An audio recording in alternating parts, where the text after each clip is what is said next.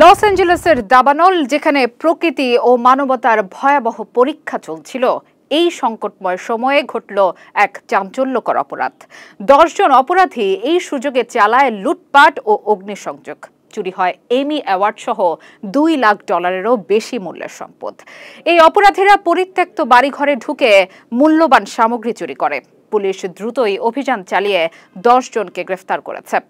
Loss Angeles County district attorney Nathan Hochman বলেন, এই ফৌজদারি অভিযোগগুলো বহু সংস্থার সহযোগিতার ফলাফল। লস অ্যাঞ্জেলেস পুলিশ বিভাগের সহকারী প্রধান ব্লেক চাও বলেন, আপনি পালাতে পারবেন না এবং এই দলটি আপনাকে পালাতে দেবে না। Los Angeles sheriff Robert Luna বলেন, এই অপরাধীদের কোনো ছাড় দেওয়া হবে না। দাবানলের সময়ে এমন অপরাধ আমাদের নৈতিকতার গভীর সংকট দেখায়।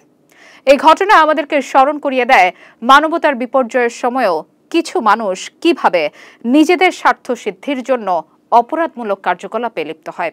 তাই আমাদের সজাগ থাকতে হবে এবং এই ধরনের অপরাধের বিরুদ্ধে সোচ্চার হতে হবে। বিস্তারিত জানতে আমাদের ভিডিওটি শেয়ার করুন।